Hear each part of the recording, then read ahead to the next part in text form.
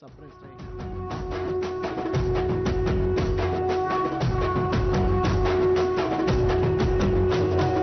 మూడు రంగుల జెండా బట్టి సింగమోలే కదిలినాడు ఒక్కరు కాంగ్రెస్ సూర్యుడు మన రేవంత్ అన్న నిగ్గదీసి అడిగే మునగాడు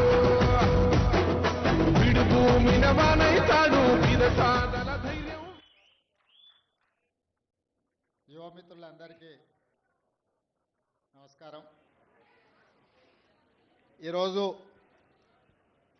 సోషల్ వెల్ఫేర్ డిపార్ట్మెంట్ నుంచి ఎస్ఎస్సిలో, ఐఐటిలో, ఎన్ఐటిలో, నీట్లో, ఐపీఈ, అదేవిధంగా స్పోర్ట్స్లో రాణించిన విద్యార్థులను అభినందించాలని సోషల్ వెల్ఫేర్ డిపార్ట్మెంట్కి సంబంధించిన అధికారులు, ప్రజాప్రతినిధులందరూ కూడా బాబు జగ్జీవన్ రామ్ ఆడిటోరియంలో కార్యక్రమాన్ని ఏర్పాటు చేసి ఈ కార్యక్రమంలో నాతో పాటు ముఖ్య అతిథులుగా శాసనసభ స్పీకర్ గడ్డం ప్రసాద్ కుమార్ గారిని, ఉప ముఖ్యమంత్రి వర్యులు మిత్రులు బట్టి విక్రమార్క గారిని, శాసనసభ విప్ లక్ష్మణ్ కుమార్ గారిని, అదేవిధంగా శాసన మండలి సభ్యులను, శాసనసభ్యులను, ప్రభుత్వ సలహాదారులను, కార్పొరేషన్ చైర్మన్లను, అదేవిధంగా వివిధ శాఖలకు సంబంధించిన అధికారులను, మరీ ముఖ్యంగా ఈరోజు అభినందించడానికి ఆహ్వానించిన విద్యార్థులు, వాళ్ళ తల్లిదండ్రులందరికీ కూడా మనస్ఫూర్తిగా నేను అభినందనలు తెలియజేస్తున్నా. ఈరోజు తెలంగాణ వైతాళికుడు సురవరం ప్రతాప్ రెడ్డి గారి 129వ వర్ధంతి. ఆనాడు నిజాం సర్కార్కు వ్యతిరేకంగా ప్రజల్లో చైతన్యం తీసుకొచ్చి ప్రజాస్వామిక దేశంగా భారతదేశంలో హైదరాబాదు రాష్ట్రాన్ని విలీనం చేయడంలో వారు అత్యంత క్రియాశీలక పాత్ర పోషించారు. వారి స్ఫూర్తిని కొనసాగించడానికి తెలుగు యూనివర్సిటీకి సురవరం ప్రతాప్ రెడ్డి గారి పేరు పెట్టుకోవడం జరిగింది. అదేవిధంగా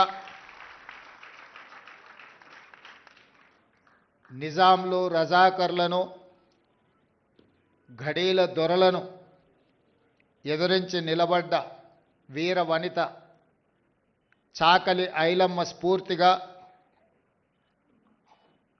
యూనివర్సిటీకే మహిళా యూనివర్సిటీ కోటిలో మహిళా యూనివర్సిటీకి వీరవనిత చాకలి ఐలమ్మ పేరు పెట్టుకొని ఆ పోరాట స్ఫూర్తిని తాడిత పీడిత వర్గాలకు గొంతుకై పోరాటానికి స్ఫూర్తినిచ్చిన చాకలి ఐలమ్మ పేరు ఈరోజు మహిళా యూనివర్సిటీకి మనం పెట్టుకోవడం జరిగింది.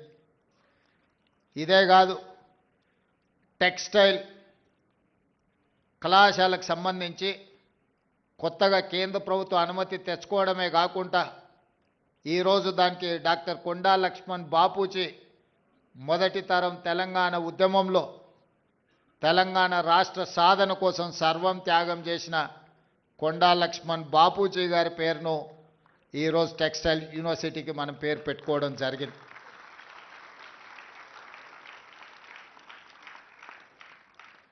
ఈరోజు ఈ అంశాలన్నింటిని కూడా మీ ముందు ప్రస్తావించడానికి ప్రధానమైన కారణం సమాజంలో రుగ్మతలను తొలగించి, అసమానతలను తొలగించి సమాజాన్ని నిర్మించాలనుకుని ప్రజల కోసం పాటుపడ్డ వాళ్ళు చరిత్రలో శాశ్వతంగా నిలిచిపోతారు. వాళ్ళ స్ఫూర్తితోని ఈ ప్రభుత్వం ఇందిరమ్మ రాజ్యం ఏర్పడ్డది. ఈనాడు ఈ వేదిక మీద మిత్రులు బట్టి విక్రమార్క గారు కావచ్చు, గడ్డం ప్రసాద్ కుమార్ గారు కావచ్చు, లేకపోతే డాక్టర్ కావ్య కావచ్చు, వంశీ కావచ్చు, డాక్టర్ లక్ష్మీకాంతరావు కావచ్చు, డాక్టర్ కవ్వంపల్లి సత్యనారాయణ కావచ్చు, లేకపోతే నాగరాజ్ ఐపీఎస్ కావచ్చు. వీళ్ళందరూ వేదిక మీద ప్రజాప్రతినిధులుగా చట్టసభలకు ప్రాతినిధ్యం వహించడమే కాకుండా వీళ్ళందరికీ కన్వీనర్గా పనిచేస్తున్న డాక్టర్ మల్లు రవి గారు కావచ్చు. వీళ్ళందరి జీవితంలో ఎందుకు రాణించిండ్రు? ఈరోజు చిన్న వయసులోనే వంశీ